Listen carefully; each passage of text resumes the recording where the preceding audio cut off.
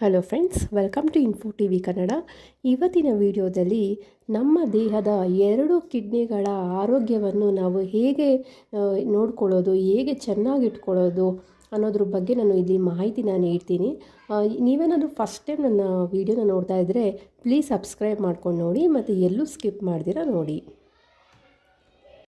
ಕಿಡ್ನಿಯು ನಮ್ಮ ದೇಹದ ಒಂದು ಪ್ರಮುಖವಾದ ಒಂದು ಅಂಗ ಅಂತಲೇ ಹೇಳ್ಬೋದು. ಕಿಡ್ನಿ ಏನು ಮಾಡುತ್ತೆ ಅಂದರೆ ನಮ್ಮ ದೇಹವನ್ನು ಶುದ್ಧೀಕರಿಸಿ ರಕ್ತವನ್ನು ವಿಷಕಾರಿ ಅಂಶದಿಂದ ಹೊರಗಿಡುವಂತಹ ಒಂದು ಪ್ರಮುಖವಾದ ಅಂಗಾಂಗ. ಇದು ಮೂತ್ರದ ಮೂಲಕ ವಿಷಕಾರಿ ಅಂಶಗಳನ್ನು ಹೊರಗೆ ಹಾಕುವುದು. ಕಿಡ್ನಿಯು ಸರಿಯಾಗಿ ಕೆಲಸ ಮಾಡಿದರೆ ಆಗ ದೇಹದ ಆರೋಗ್ಯವು ಉತ್ತಮವಾಗಿ ಇರುವುದು. ಕಿಡ್ನಿಯು ಸರಿಯಾಗಿ ಕೆಲಸ ಮಾಡಿಲ್ಲ ಅಂದರೆ ಆಗ ನಾನಾ ರೀತಿಯ ಸಮಸ್ಯೆಗಳು ಕಾಡಬಹುದು. ಕಿಡ್ನಿ ಸಮಸ್ಯೆಯನ್ನು ದೂರ ಮಾಡಲು ಹಲವಾರು ವಿಧಾನಗಳಿವೆ. ಆದರೆ ಈ ಒಂದು 8 ವಿಧಾನಗಳನ್ನು ನೀವು ಬಳಸಿದರೆ ಖಂಡಿತವಾಗಲೂ ನಿಮ್ಮ ಒಂದು ಫ್ಯೂಚರಲ್ಲಿ ಬರುವಂತಹ ಕಿಡ್ನಿ ಸಮಸ್ಯೆಯಿಂದ ನೀವು ಪಾರಾಗ್ಬೋದು ಅಂತಲೇ ಹೇಳ್ಬೋದು.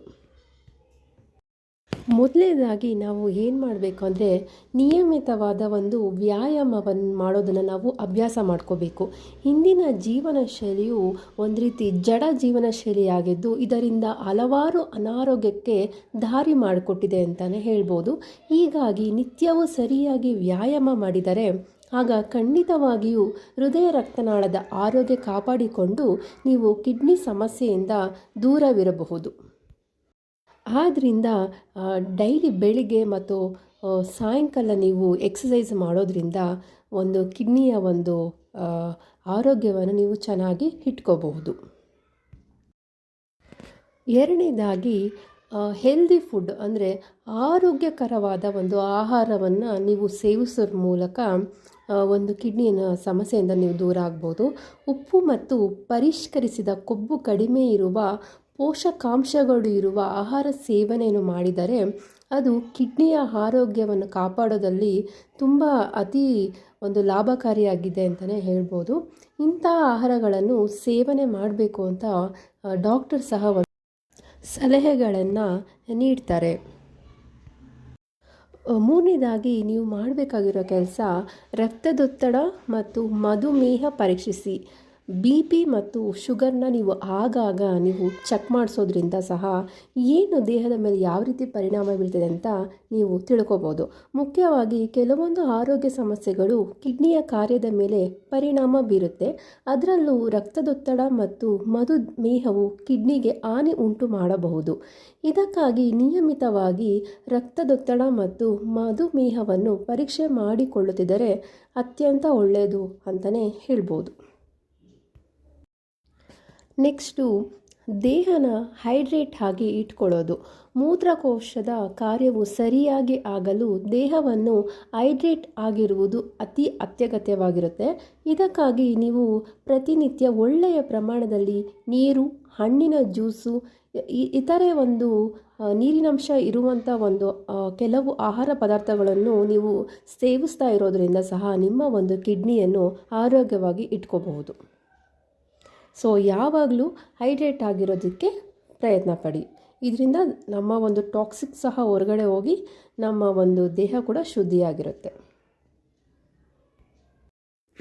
ನೆಕ್ಸ್ಟು ನೀವೇನಾದರೂ ಸ್ಮೋಕ್ ಮಾಡ್ತಾಯಿದ್ರೆ ಅದನ್ನು ಖಂಡಿತವಾಗಿ ಸ್ಟಾಪ್ ಮಾಡಿದ್ರೇ ಒಳ್ಳೆಯದು. ಒಂದು ಧೂಮಪಾನವು ಆರೋಗ್ಯಕ್ಕೆ ಹಾನಿಕರ ಎನ್ನುವುದು ಪ್ರತಿಯೊಬ್ಬರಿಗೂ ತಿಳಿದಿರುವಂಥ ವಿಚಾರ. ಆದರೂ ಕೆಲವರು ಧೂಮಪಾನ ಮಾಡ್ತಾರೆ. ಧೂಮಪಾನದಿಂದಾಗಿ ಕಿಡ್ನಿಗೆ ಆಗುವ ಹಾನಿಯು ಅತಿ ಹೆಚ್ಚಾಗಿರುತ್ತೆ. ಹೀಗಾಗಿ ಧೂಮಪಾನವನ್ನು ಕಡೆಗಣಿಸಿ ಮತ್ತು ಕಿಡ್ನಿಯ ಒಂದು ಆರೋಗ್ಯವನ್ನು ಕಾಪಾಡ್ಕೋಬಹುದು. ಸೊ ಯಾರಾದರೂ ನೀವೇನಾದರೂ ಸ್ಮೋಕ್ ಮಾಡ್ತಾಯಿದ್ರೆ ಈಗಲೇ ಸ್ಟಾಪ್ ಮಾಡಿದ್ರೆ ನಿಮಗೆ ತುಂಬ ಒಳ್ಳೆಯದು ಮತ್ತು ನಿಮ್ಮ ಆರೋಗ್ಯ ಕೂಡ ತುಂಬ ಚೆನ್ನಾಗಿರುತ್ತೆ. ಎಲ್ಲ ನಿಮ್ಮ ಫ್ಯಾಮಿಲಿಯವರು ಇರ್ತಾರೆ, ಫ್ರೆಂಡ್ಸ್ ಇರ್ತಾರೆ, ಅವ್ರ ಜೊತೆ ಎಲ್ಲ ಒಂದು ಒಳ್ಳೆಯ ಜೀವನ ನಡೆಸಬೇಕು ಅಂದರೆ ಇವಾಗಲೇ ಸ್ಟಾಪ್ ಸ್ಮೋಕಿಂಗ್. ನೆಕ್ಸ್ಟು ನೀವೇನಾದ್ರು ಪೇನ್ ಕಿಲ್ಲರ್ ಟ್ಯಾಬ್ಲೆಟ್ನ ತೊಗೊತಾ ಇದ್ದರೆ ಇವಾಗಲೇ ನೀವು ಅದನ್ನು ಸ್ಟಾಪ್ ಮಾಡಬೇಕು. ಈ ಪೇನ್ ಕಿಲ್ಲರ್ ಅಂತ ಒಂದು ಔಷಧಿಗಳು ಕಿಡ್ನಿಗೆ ಹಾನಿ ಉಂಟು ಮಾಡಬಹುದು. ಹೀಗಾಗಿ ಕಿಡ್ನಿಯ ಆರೋಗ್ಯವನ್ನು ಕಾಪಾಡಿಕೊಳ್ಳಲು ನೀವು ತಗೊಳ್ಳೋದಕ್ಕಂಥ ಪೇನ್ ಕಿಲ್ಲರ್ ಟ್ಯಾಬ್ಲೆಟ್ನ ನೀವು ತಗೊಳ್ದಿದ್ರೇ ಒಳ್ಳೆಯದು. ಅತಿಯಾಗಿ ಡಾಕ್ಟರ್ನ ಸಲಹೆ ಇಲ್ಲದೆ ನೀವು ತಗೊಳ್ಳೋದ್ರಿಂದ ನಿಮ್ಮ ಒಂದು ಕಿಡ್ನಿಗೆ ಅದು ಎಫೆಕ್ಟ್ ಆಗುತ್ತೆ. ಸೊ ಸುಮ್ಮನೆ ಪೇನ್ ಕಿಲ್ಲರ್ಸ್ನ ತಗೊಳ್ಳೋದನ್ನ ಅವಾಯ್ಡ್ ಮಾಡಿ. ಕಿಡ್ನಿ ಪರೀಕ್ಷೆನ ಮಾಡಿಸ್ಕೊಳ್ಳೋದು. ನಿಯಮಿತವಾಗಿ ನೀವು ಕಿಡ್ನಿ ಪರೀಕ್ಷೆನ ಮಾಡಿಸ್ತಾ ಇದ್ದರೆ ಕಿಡ್ನಿಲಿ ಏನಾದರೂ ಸಮಸ್ಯೆ ಏನಾದರೂ ಆರಂಭವಾಗಿದ್ದರೆ ಅದನ್ನು ನೀವು ಪ್ರಾರಂಭದಲ್ಲಿ ಪತ್ತೆ ಮಾಡ್ಕೊಳ್ಳೋದ್ರಿಂದ ಅದಕ್ಕೆ ಬೇಕಾಗಿರುವಂಥ ಚಿಕಿತ್ಸೆನ ನೀವು ಪಡ್ಕೋಬೋದು. ಮತ್ತು ಅದನ್ನು ನೀವು ಒಂದು ಕಿಡ್ನಿ ಏನೇ ಒಂದು ಪ್ರಾಬ್ಲಮ್ ಇದ್ರೂ ಮೆಡಿಸನ್ ಮೂಲಕ ಅದನ್ನು ಸರಿ ಮಾಡಿ ಅದನ್ನು ಯಶಸ್ವಿಯಾಗಿ ನೀವು ನಿರ್ವಹಿಸಬಹುದು. ಸೊ ಆದ್ದರಿಂದ ಅಟ್ಲೀಸ್ಟ್ ಇಯರ್ಲಿ ಒನ್ಸ್ ಈ ಥರ ಒಂದು ಕಿಡ್ನಿ ಟೆಸ್ಟ್ನ ನೀವು ಮಾಡಿಸ್ಕೊಂಡ್ರೆ ತುಂಬ ಒಳ್ಳೆಯದು. ನೆಕ್ಸ್ಟು ನೀವು ಕಿಡ್ನಿಗೆ ಸಂಬಂಧಪಟ್ಟಂತೆ ಯಾವುದೇ ಒಂದು ರೀತಿಯ ಒಂದು ಥೆರಪಿನ ತಗೊಳ್ತಾ ಇದ್ದರೆ ಅದ್ರ ಬಗ್ಗೆ ಒಂದು ಎಚ್ಚರ ಇರೋದು ತುಂಬಾ ಒಳ್ಳೆಯದು. ಯಾಕಂದರೆ ಇದರ ಫಲಿತಾಂಶಗಳ ಬಗ್ಗೆ ನಿಮಗೆ ಮೊದಲೇ ತಿಳ್ಕೊಂಡಿರಬೇಕಾಗುತ್ತೆ. ಯಾಕಂದರೆ ಕೆಲವು ನಕಲಿ ಥೆರಪಿಗಳು ನಿಮ್ಮ ಕಿಡ್ನಿಯ ಕಾರ್ಯಕ್ಕೆ ಹಾನಿಯನ್ನು ಉಂಟು ಮಾಡ್ಬೋದು. ಆದ್ದರಿಂದ ನೀವು ಕಿಡ್ನಿಗೆ ಸಂಬಂಧಪಟ್ಟಂತೆ ಯಾವುದೇ ಥೆರಪಿನ ತಗೊಳ್ಳೋಕೆ ಮುಂಚೆ ಒಂದು ತುಂಬ ಕೇರ್ಫುಲ್ಲಾಗಿ ಅದ್ರ ಬಗ್ಗೆ ತಿಳ್ಕೊಂಡು ಆಮೇಲೆ ನಂತರ ನೀವು ಆ ಥೆರಪಿನ ತಗೊಳ್ಳೋದ್ರಿಂದ ಕಿಡ್ನಿಗೆ ನಿಮಗೆ ಯಾವುದೇ ಸಮಸ್ಯೆ ಆಗೋದಿಲ್ಲ. ಸೊ ನಾನು ಕಿಡ್ನಿ ಬಗ್ಗೆ ಇವಾಗ ಕೊಟ್ಟಂಥ ಒಂದಷ್ಟು ಮಾಹಿತಿಗಳನ್ನ ನೀವು ಆವಾಗವಾಗ ಈ ರೀತಿ ಒಂದು ಎಚ್ಚರ ತಗೊಳ್ಳೋದ್ರಿಂದ ಮತ್ತು ಈ ರೀತಿಯ ಒಂದು ಟಿಪ್ಸ್ನ ಫಾಲೋ ಮಾಡೋದ್ರಿಂದ ನಿಮ್ಮ ಕಿಡ್ನಿಯ ಒಂದು ಸಮಸ್ಯೆಯನ್ನು ನೀವು ಪರಿಹಾರ ಮಾಡ್ಕೋಬೋದು ಮತ್ತು ನಿಮ್ಮ ಒಂದು ಕಿಡ್ನಿಯ ಒಂದು ಆರೋಗ್ಯ ಸಹ ನೀವು ಚೆನ್ನಾಗಿ ಇಟ್ಕೋಬೋದು. ಈ ಮಾಹಿತಿ ನಿಮಗೇನಾದರೂ ಇಷ್ಟ ಆಗಿದ್ದಲ್ಲಿ ಪ್ಲೀಸ್ ಲೈಕ್ ಮಾಡಿ ಮತ್ತು ಶೇರ್ ಮಾಡಿ. ನಮ್ಮ ಚಾನಲಲ್ಲಿ ಒಂದು ಯಾವುದೇ ಒಂದು ಯೂಸ್ಫುಲ್ ಕಂಟೆಂಟನ್ನು ನಾನು ಪ್ರತಿನಿತ್ಯ ಅಪ್ಡೇಟ್ ಮಾಡ್ತಾನೆ ಇರ್ತೀನಿ. ಸೊ ಸಬ್ಸ್ಕ್ರೈಬ್ ಮಾಡಿ, ಸಪೋರ್ಟ್ ಮಾಡಿ. Thank you for watching.